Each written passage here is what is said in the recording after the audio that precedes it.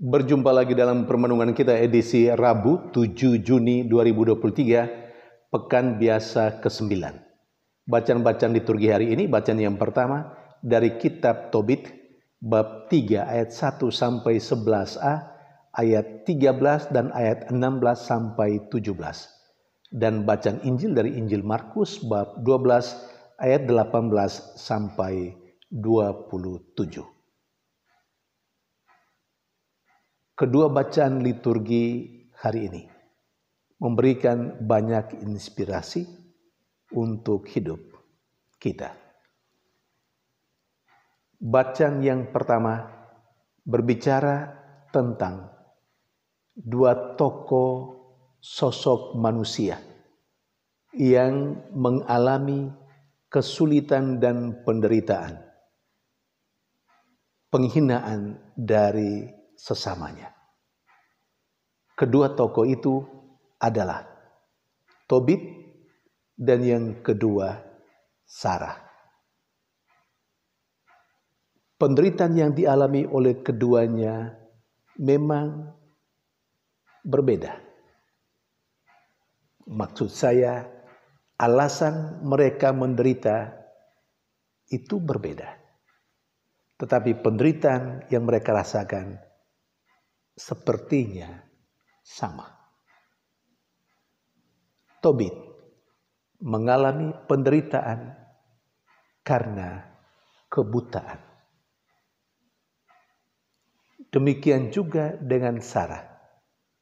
Dia mengalami penderitaan karena penistaan, fitnah yang dia alami dari pelayannya. Tobit karena kebutaan itu juga mengalami fitnah dari orang-orang lain, dari sesama yang ada di sekitarnya yang hidup bersama dengan dia. Padahal baik Tobit maupun Sarah itu adalah orang baik-baik, orang yang percaya, tapi toh mengalami kesulitan dan penderitaan. Bahkan kesulitan dan penderitaan itu, fitnah itu, sebegitu kuat menerjang kehidupan mereka. Sampai keduanya sepertinya putus asa.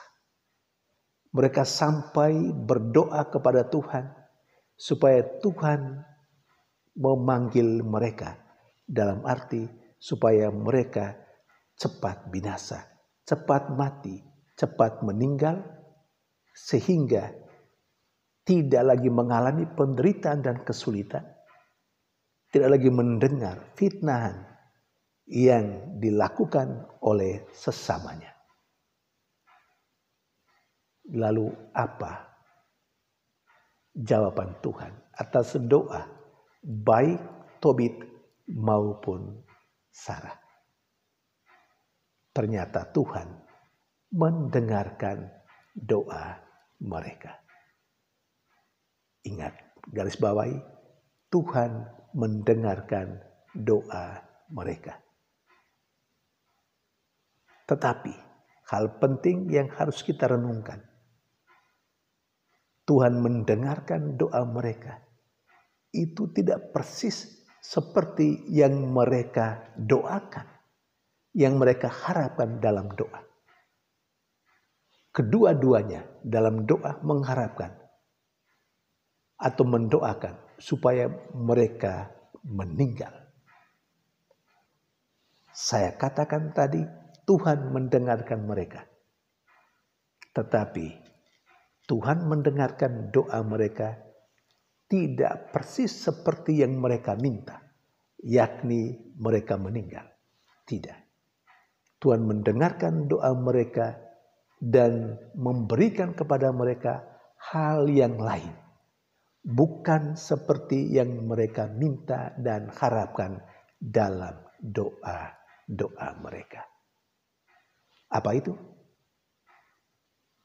Tobit mengalami kesembuhan dari kebutaan ketika Allah mendengarkan doa Tobit dengan mengutus Rafael yang menyembuhkan kebutaan Tobit.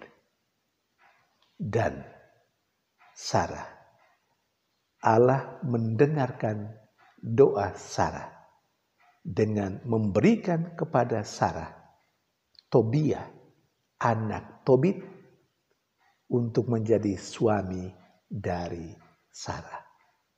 Karena memang Sarah difitnah oleh pelayannya. Karena 7 suami yang telah memperistri dia akhirnya mati tanpa Sarah menikmati ketujuhnya itu secara manusiawi hidup sebagai suami istri. Saudari dan saudara yang terkasih, 2 poin penting untuk permenungan kita, untuk atau sebagai pesan bagi kita dari bacaan yang pertama. Yang pertama, ternyata penderitaan yang begitu luar biasa membuat orang bisa putus asa dan terkadang membuat orang ingin mati saja dalam kehidupannya. Itu yang terjadi dengan Tobit dan Sarah, orang-orang yang percaya kepada Allah. Nah, orang-orang yang percaya kepada Allah saja bisa seperti itu. Akhirnya merasa begitu tertekan karena penderitaan dan fitnah yang dialami mereka. Sampai mereka minta supaya mereka mati saja. Nah, apalagi bagi kita orang-orang biasa. Ya, orang percaya juga, tapi orang percaya yang biasa dalam tanda petik. Bukan orang yang luar biasa menghayati keimanan dan kepercayaan itu.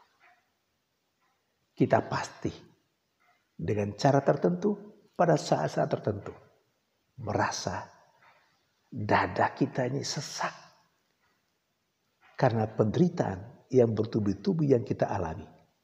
Entah sakit penyakit ataupun fitnah dari orang-orang lain yang ada di sekitar kita.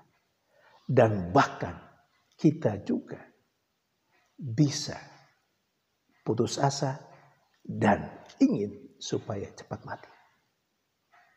Namun kita belajar dari kedua tokoh dalam bacaan pertama hari ini, Tobit dan Sarah. Dalam ketertekanan itu, mereka tidak lari kemana-mana. Mereka berdoa kepada Tuhan. Doa yang tulus, yang memang keluar dari situasi yang mereka hadapi. Doa yang realistik, karena situasi yang mereka hadapi membuat Tuhan mendengarkan mereka. Karena itu saudara dan saudara terkasih, ketika ada penderitaan, fitnah, sakit penyakit, atau kesulitan apa saja, jangan lari kemana-mana. Kita diharapkan untuk berlari pada Tuhan dan mengungkapkan semua rasa hati kita kepada Tuhan. Tuhan pasti mendengarkan doa kita. Seperti Tuhan mendengarkan doa Tobit dan Sarah dalam bacaan pertama hari ini. Poin yang kedua yang patut kita garis bawahi untuk permenungan kita dalam kehidupan sehari-hari adalah Tuhan mendengarkan doa. Tuhan memang mendengarkan doa Tobit dan Sarah. Tetapi cara Tuhan mendengarkan doa mereka bukan dengan mengabulkan apa yang mereka minta dalam doa-doa mereka. Apa yang Tobit dan Sarah minta dalam doa mereka, yakni supaya Tuhan mengambil nyawa mereka, supaya mereka meninggal. Tidak. Tuhan mendengarkan doa mereka dengan memberikan kepada mereka hal yang lebih berguna menurut pikiran Tuhan bagi mereka. Saudari dan saudara terkasih, kita terkadang mengeluh dalam kehidupan kita karena kita mengatakan Tuhan tidak mendengarkan doa kita, bukan?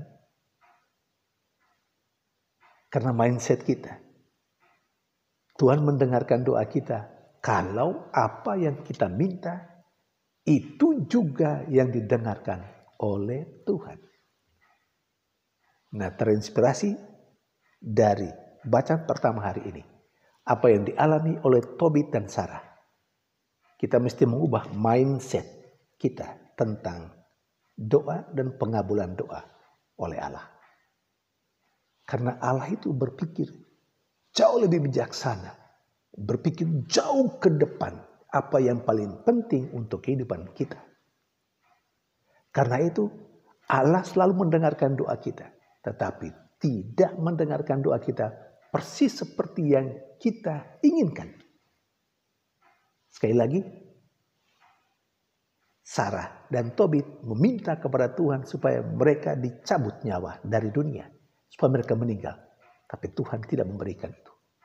Tuhan mengabulkan doa mereka, tapi tidak persis seperti yang mereka intensikan, mereka inginkan dalam doa mereka, yakni kematian. Tetapi memberikan kesembuhan. Saudari dan saudara yang terkasih, jelas bagi kita bukan saat ini, mesti merubah pandangan, mindset kita tentang doa dan cara Allah mengabulkan doa. Tidak mesti seperti yang kita inginkan dalam doa kita. Tapi Tuhan mengabulkan doa kita menurut apa yang terbaik bagi kita.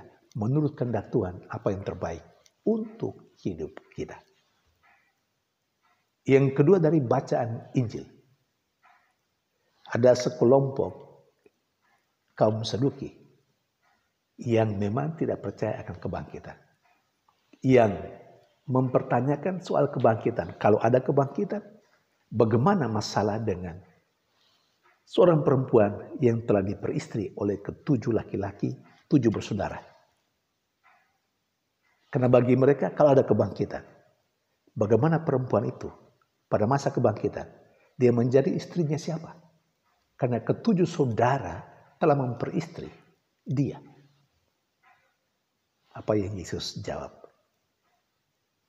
Pertama, kebangkitan memang ada. Itu penting. Supaya digarisbawahi untuk kita renungkan. Kebangkitan memang ada. Kedua, hidup sesudah hidup di dunia ini memang ada. Hidup di hari esok, di dunia berikutnya adalah kelanjutan dari hidup di dunia ini. Tetapi tidak dalam arti bahwa hidup di dunia sana sama persis dengan hidup di dunia ini. Ini penting. Hal yang kedua yang penting untuk digarisbawahi. Karena itu Yesus berkata kepada kaum Saduki, di sana orang tidak lagi kawin dan dikawinkan. Karena di sana orang sudah menjadi seperti malaikat. Tapi di sana memang orang hidup bersama dengan Allah. Tetapi hidup di sana tidak persis sama dengan hidup di dunia ini yang kawin dan dikawinkan. Saudari dan saudara terkasih, di luar sana orang berbicara tentang hidup di sana, hidup hari esok sebagai kelanjutan persis sama seperti yang dialami di dunia ini. Orang kawin dan dikawinkan. Tuhan ajarkan kepada kita, hidup di sana tidak seperti itu. Ingat ini. Hidup di sana tidak seperti itu. Hidup di sana memang kelanjutan dari hidup di dunia ini. Tetapi corak kehidupan di sana tidak sama dengan hidup di dunia ini. Saudari dan saudara terkasih, hal yang kedua dalam bacaan Injil cuma memberikan kepada kita peneguhan oleh Yesus. Supaya pertama, yakin percaya ada kebangkitan. Dan dalam dunia di sana hidup itu dilanjutkan. apa yang telah kita mulai di dunia ini akan dilanjutkan di sana. Tetapi corak hidup di sana lain dengan corak hidup di dunia ini. Corak hidup di dunia ini, orang masih menderita. Orang harus bekerja. Orang harus makan dan minum. Orang kawin dan dikawinkan. Di sana, orang tidak perlu bekerja. Di sana, orang hanya menikmati kegembiraan dan sukacita, hidup bersama dengan Allah, dan tidak kawin dan dikawinkan. Karena itu penting bagi kita. Mari kita menata kehidupan hari ini dengan baik. Mari kita membuat hidup ini berarti bagi kita. Mari kita buat supaya hidup kita di dunia ini bernilai bagi diri kita. Supaya kita pantas dan wajar menikmati hidup gembira dan penuh sukacita yang tiada berkesudahan di sana. Di hari kebangkitan. Tuhan memberkati.